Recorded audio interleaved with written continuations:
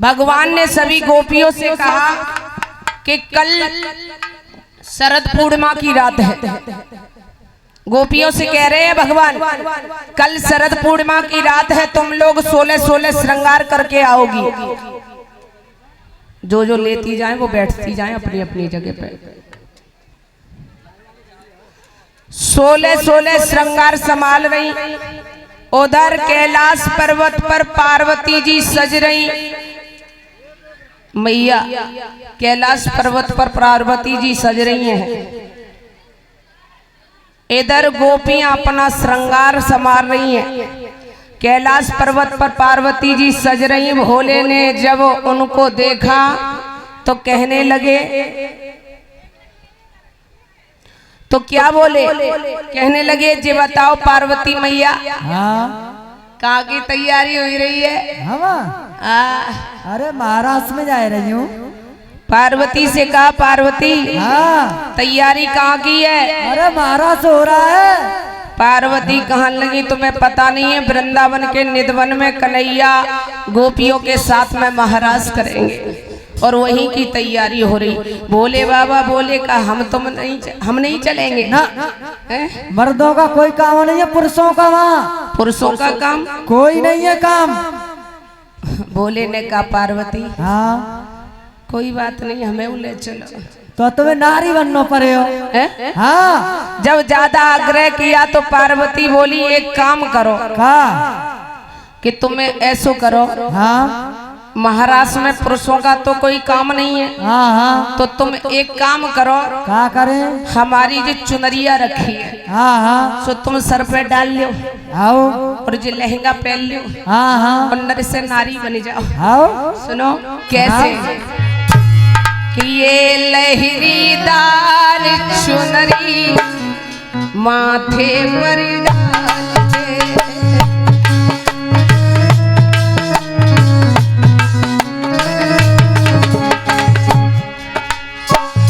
ये लहरीदार चुनरी माथे पर डाल के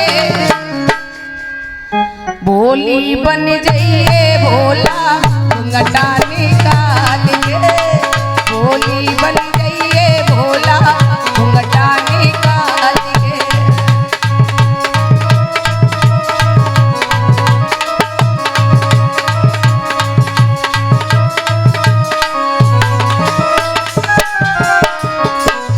एक काम करो जल्दी से तैयार हो जाओ और भोली बन जाओ।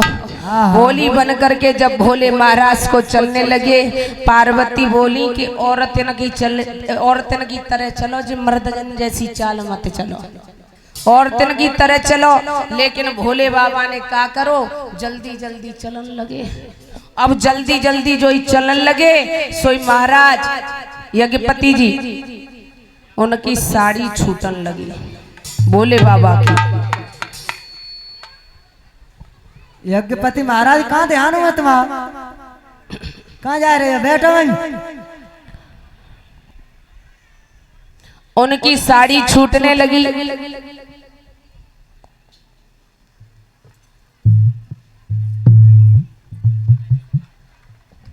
₹101 के हार से सम्मानित कर रही हैं हमारे सीटू भैया जी की धर्मपत्नी जी।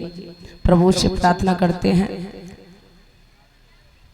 सदा धर्म के रास्ते पे बढ़ती रहे, बाकी बिहारी अपनी कृपा दृष्टि बनाए रखें, ये मेरी आशा और आकांक्षा। शांति का परिचय दें, शांति से कथा को शुरू करें। लेकिन भोले बाबा जल्दी जल्दी चले। अब इनकी साड़ी छूटन लगी। भोले बाबा कछु देर तक तो संभालते रहे। जब बिन पे नाई समरी तो बिन ने कहा करो मूंज जैसो गुदड़ा बनाओ और लई और पूरी साड़ी कमर से घुस ली। अब घुसले ही माता परियां सब खुली। पार्वती के नाप को लहंगा रहे, सब परियां खुली। परियो सब कान लगी ओरी गुइया। परियो जी लहंगा पहन के आई, घुटन नहीं पहने आती। सही कह रही है जी। देखो तो देख ले ओरी गुइया। ओरी जी जाके पैर तो देखियो। अरे तक थैया थैया है।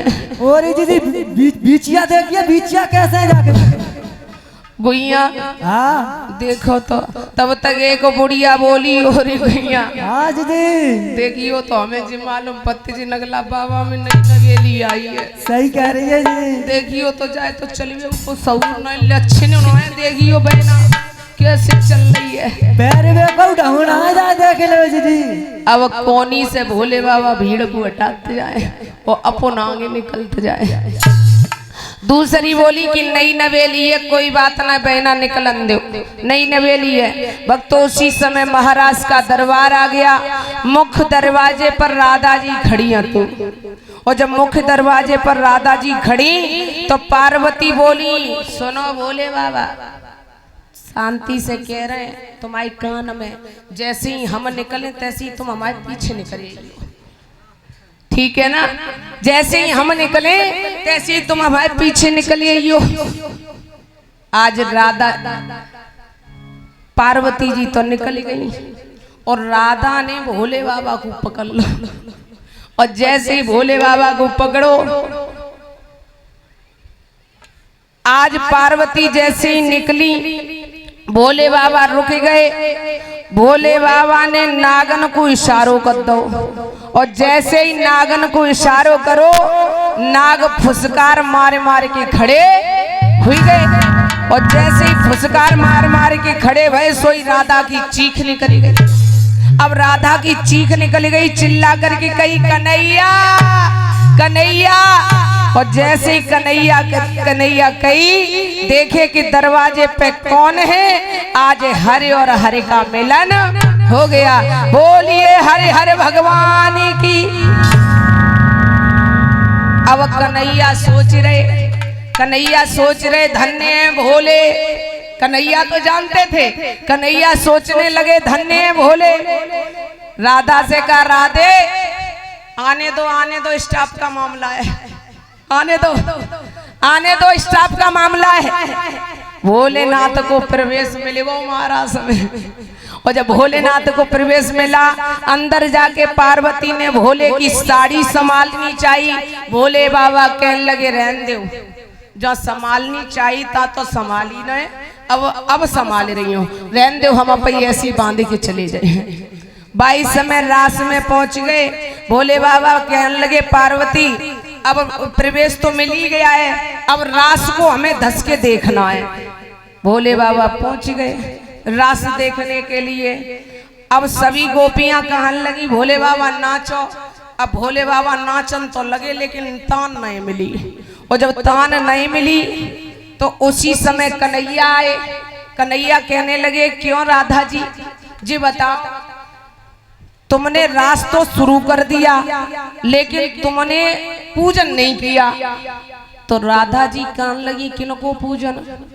भोले बाबा जो खड़े थे वही खड़े थे तो किनको पूजन। भोले बाबा को घूंघट डलो। कन्हैया ने कहा पहले देखो तो जी कौन खड़े हैं। 22 समय राधा ने जैसे ही घूंघट हटाओ कहने लगे जी कौन से देवता है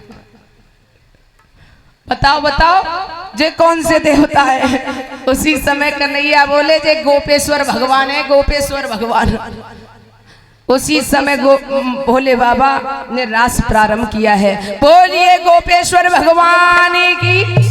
गोपियों ने अपने शरीर का घमंड हो गया। कन्हैया वहां से अंतर ध्यान हो गए। अब तो सभी गोपियां बिलखने लगी कन्हैया को उल्हाना देने लगी और आपस में कहने लगी हैं क्या बोली हैं। और ये हमारे पास में 201 रुपए का दान आया है रश्मि यादव जी की तरफ से श्री अतराम यादव मुनीम जी नगला बाबा से और 2100 रुपए इन्होंने भंडारे में दान किया है। प्रभु से प्रार्थना करते हाथ ऊपर करके ताली बजाते हैं इनके स्वागत और सम्मान में। प्रभु से प्रार्थना करते बाके बिहारी अपनी कृपा दृष्टि बनाए रखें और सदा धर्म के रास्ते पे बढ़ते रहे मेरी आशा और आकांक्षा है। आपस में कहने लगी और का बोली है ताली बजा के बोलेंगे सभी।